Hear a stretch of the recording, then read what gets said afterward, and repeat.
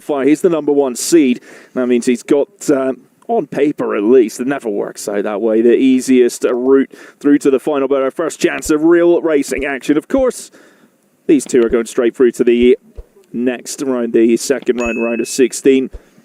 The quarterfinals, you could call it that way. And do you think here, Liam, that there's going to be much gamesmanship on show? They're just going to ride this down, I think, yeah, they're just going to ride it. I think it'd be pretty foolish if they were, rubbing elbows. I think I can see they're putting down maybe 75, 80% power, but they're not going to do anything risky, go for any crazy passes or anything like that. So it'll just be a nice ride for them. Especially at this stage of the competition. You can't win it in this round, but you could certainly lose it if it all goes a little wrong, and these guys know the deal, though. So it is, as you can see, the start area, the fog's lifted. It's been coming in and out all day. You'll be sick of hearing us talk about the weather, but, got a Brit on commentary. That's our go-to, so sorry, folks. But further down the track, it does get a little bit foggier. So we're hoping we're going to be able to get the drones flying, but we might not be able to. We've got one in the air now, and we can drop onto the drone. I love this drone footage. It gives a great perspective. So good. Yeah, it's kind of the only way that you're going to get a feel for the speed and what it would be like to kind of be a rider behind another rider. Oh, we have a crash. It looks like Alex, he came off his board. He looks fine. He's standing up. Good thing Owen was able to avoid him. So they should both be fine. Hopefully Alex can skate through the next round. Yeah, and that's exactly as you were saying. You're not going to be rubbing elbows, but that's how you can lose it in this round of 32 if you're not able to compete. But that's good to see. So Yanakis back on his board and moving down to the finish. But that's a little wake-up call. This course has got some bite in it. It can grab you in the blink of an eye. But he appears to be okay. Yeah, so that's good. Luckily, the spill wasn't too gnarly. He got back up on his board, so I have full confidence that you'll see him in the next round. And now Owen really gets to chill and hang out because he's got no one next to him. So this should be a pretty mellow one for them both. Yeah, it's just another practice run now for Owen. And this round of 32, because of the field size, we've got quite a few heats of 3, a couple more heats of 2. But once we get into the next round, round 2, the round of 16, or the quarterfinals, as I would call it, we're going to have the heats of 4. So this first round kind of is what it is. And actually, since just before we came on air, we were really worried about the fog. It has got a little bit better further down the course. There's back with Alex. He's, again, just got to put that mistake out of his mind and focus on the task at hand. He's got a free run now to the finish. And but that next round's going to be that little bit tougher because, I can see Harry Clark, Chase Hiller, potentially could go through from that next round, heat of 3. So we do have lost the footage from the bottom. So the next heat number 2 lined up in the start. Harry Clark from Australia. We're supposed to be 3 in this heat, but looks like it's just Harry as Chase there. Yeah, Chase, Harry and Chase. Chase is from the U.S., Harry from Australia. Both of these dudes have pretty extensive racing experience. Again, since they're smart guys, they're strategic. They've been doing this for a while. You probably won't see anything too intense. They would hate to wreck and hurt themselves, but they should get a good quick practice run. We got Owen obviously coming to the line first after Alex fell off there, then back to Chase and Harry. Yeah, so my list did have the woman in here as well. So we'll go off the information that I've got in front of me. Until we see otherwise. But this one, again, so straight through to final. But what a quarterfinal that one is going to be with Harry, Chase, Owen, and Alex. Yeah, that could be a final. Oh, yeah, that very well could be a final. All 4 of those guys are incredibly fast, rapid. Super dialed. So that will be a good one to see. But yeah, it looks like these guys are going for it. You got Chase sitting in Harry's draft there for a second, kind of catching up to him, but doing a pretty early air brake, so not charging 100% into these corners, which totally makes sense. Yeah, Chase had a pretty gnarly spill as well, right? Qualifying. So he, seated that little bit further down, so he had to go hike through the forests and through the boulders to get his board back But all is good. He's made the pass on Harry. So Chase going to take over at the front of the race, and Harry's not going to care at this stage. He shouldn't be pushing each other for heavy passes. It was interesting to see Harry's line through that rock right, which I was talking about earlier. That one's, when I rode the course, one of the most hectic corners, and Harry slid a couple times throughout it, which I think is wise. So we'll see kind of how each rider handles that corner differently.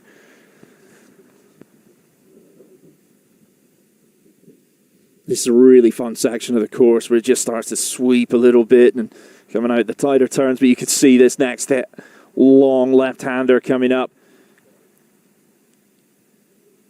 Harry pretty low on the board, but back in at the start.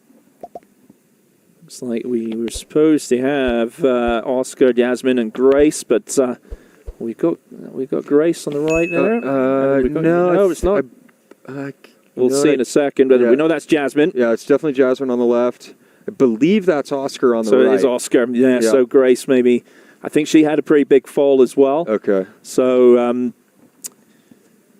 she may have been why the ambulance went down a little earlier if you were with us. So, Yasmin Hanegraaff, Belgian, now based out of Innsbruck in Austria. She was telling me she's heading off to Argentina, like a lot of riders are, but she's going to be doing some traveling around South America. So just the two again, straight through into the next round. But just gives us another chance to look at the track, and we're going to hope the fog lifts and we can follow it all the way to the finish. And Oscar getting a strong start, being the male in this. He's got a little bit more weight behind him, so he's building the speed up on that top section, which is actually in some sunshine now. Yeah, and I could see it was pretty smart of him going into that first left. He was carving his board pretty hard, which tells me that he might have fresh wheels on. He's trying to kind of warm them up, get them prepared to break traction and then slide. Sometimes when you have brand new wheels on and you go straight into a slide, here he's doing it again, carving around. If you go straight for a slide on fresh wheels, it can be a pretty abrupt, choppy feeling. So he's kind of warming those wheels up, getting them prepared to slide. So that's smart of him. And yeah, like you said, he's just, some of these people have more weight than the others. But Jasmine, she's fast. I was excited to watch her in some of the practice runs, and she was looking quick. There's a view in the finish area. Harry Clark on the left, chatting with Owen Fox, and we'll go through all this entire round, and then we'll move everyone back to the top in one go in the bus. So you see Oscar here. He's just adjusting the visors, and it's the light changing, isn't it? So you just exactly. Moving it, Yeah, I was just going to say that. I think actually they descend, and it looks like Oscar hit the bales. That's pretty exciting. So maybe it's kind of pushing it. There he is. Looks good. He's on his feet. Up. Yep. Interesting. Again, that could be an issue with the wheels. I was seeing him kind of carve, which maybe tells me that his wheels weren't feeling the right way. But he looks fine. He's kind of hanging out, taking it slow the rest of the run. So you want to be getting some heat into those wheels, exactly like in motorsport, where you see them moving around, getting that. Exactly. And that's going to give you that grip and stuff. But if it's a new wheel, does it bite too quick? Right. Is that the problem? Right. I'm hearing a lot of the guys, normally on a kind of normal standard track, you'd want fresh wheels every race run, be consistent. But a lot of the riders are actually opting to use wheels that have one, maybe two runs on them already. They say that the pavement is too unpredictable of a slide with a fresh set of wheels. So I think that's what he was doing. He was trying to warm those wheels up, make them break loose a little easier. So on to heat number 4, just passing our commentary position. Yannis Makarian from France and Sun Thomas Nguyen from Hong Kong in this one. And Thomas was saying earlier he's excited to be out here. He hasn't raced since before COVID, so he's pretty stoked to be out here, and he's looking good.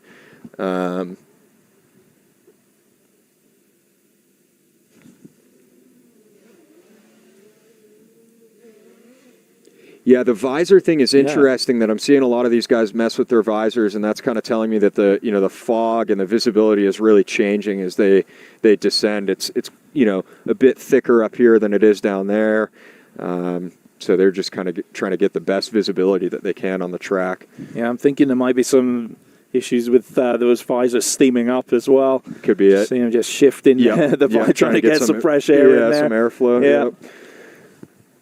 That's part of the game, particularly these conditions when it's sort of heavy air and you're breathing hard and just got to. It's so easy for those goggles to steam up. And certainly, again, in winter sports, we're changing our lenses all the time. I imagine you guys can do the same. And changing just depending on the light conditions. Totally changing the color of visor. I heard guys swapping to different colors. And Giannis, I'm pretty sure this is Giannis here in front.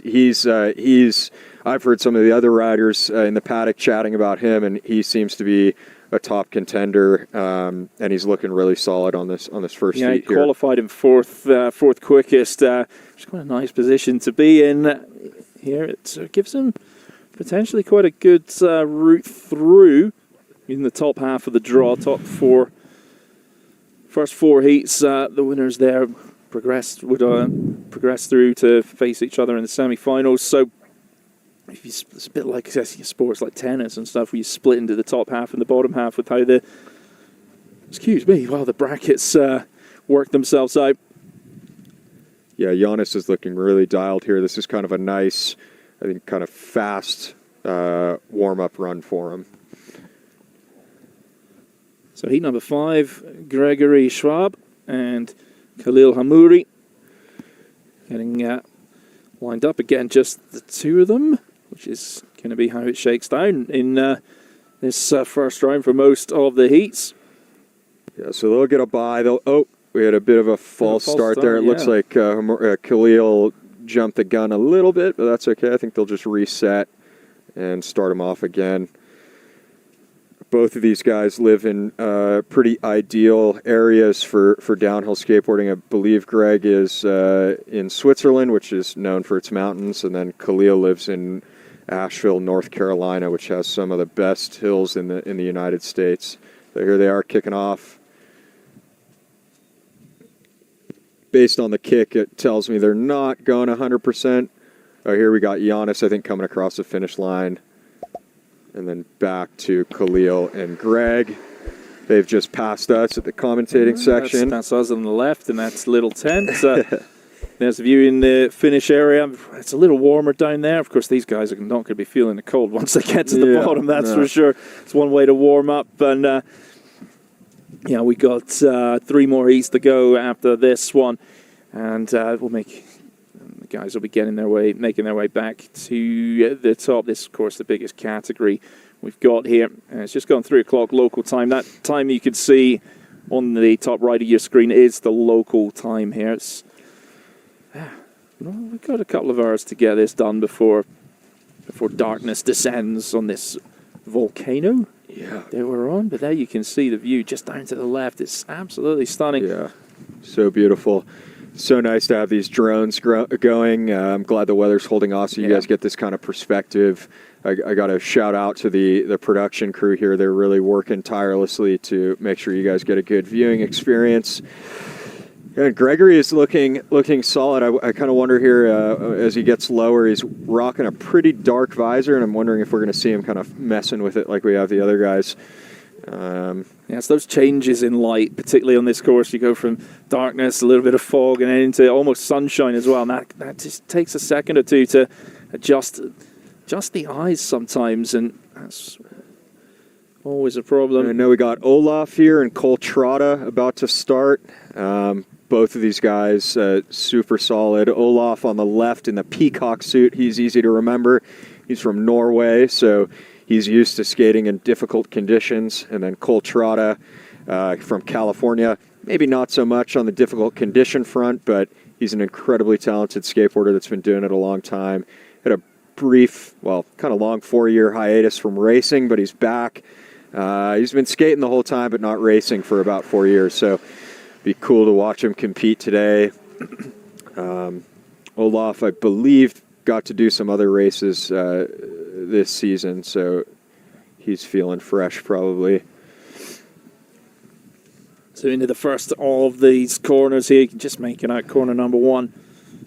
Yeah, it's stacked, and we got a lot of you on the live chat. It's building up again. Thanks so much for joining us. Keep us questions, comments coming in. Yeah, and I saw a question, speaking of the live chat, asking if Grace Wong is out of the competition. I can't say for sure. We don't have that information, but we didn't see her line up for her heat, so I would assume that she is not competing. I will say we didn't hear of any significant ambulance trips, so for whatever reason she's not on the line. It should not be anything too serious. Yeah, I did see her up in the start, nice. Afterwards. So, the paddock area, so riders area. So, she's on her feet, up and walking. Yeah, that's good. And a quick shout out to Get That Skate watching from Australia. Thanks for joining us, boys. I'm sure you got a good crew watching there. And back to Cole flying down one of the straights. He's looking super dialed. Staying in his tuck right kind of to the last minute before each corner. Slides are looking good. Just kind of checking behind him, seeing where Olaf is. But again, since this was just a run of two, they're likely not pushing it to the absolute limit. Yeah, you can see Olaf just taking a little time to stretch in between and getting into that sort of aerodynamic sort of tuck position almost as early as he needs to, which he's going to have to do, of course, in the later rounds. But for me, this is a course where if I'm thinking tactical, I'm thinking maybe just want to hang back and make that pass to try and make my move towards the bottom of the hill, to be honest. And Cole getting it sideways, a little wobble there. So, but he's okay. He's still going hung strong on there.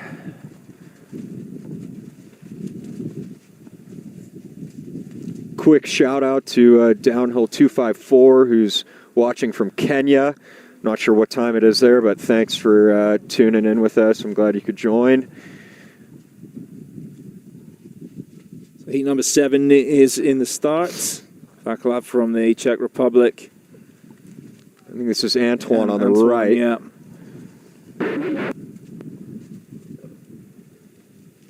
And Antoine giving a little air brake there. I think that's so that he's not going shoulder to shoulder into the first left. He knows what he's doing. He doesn't want to get too close into the first corner. It would be a shame to bail on a bye heat like this with only 2 riders.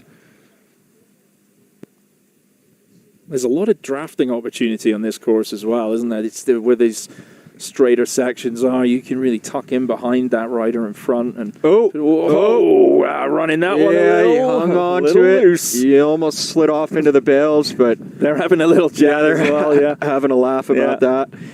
That's good. I'm glad he was able to hang on to that one. Yeah, it's all smiles right now. You can see the smile on his face, and going to just ride that one out. So. All good. Just looking over his shoulder, back on the drone. Such a cool perspective gives you the view of the landscape that we're competing in as well. Not too many folk competing in a place like this before. No, this is definitely one of the more scenic tracks out there. It's such a beautiful exposed hill. Oh, he hits the bales. See, it looks like he's going to get up okay. Yeah, he's walking okay. Slow to get up. Good. Yeah, hopefully he's all good. Hopefully we can see him through to the next round. Now Antoine really gets to chill.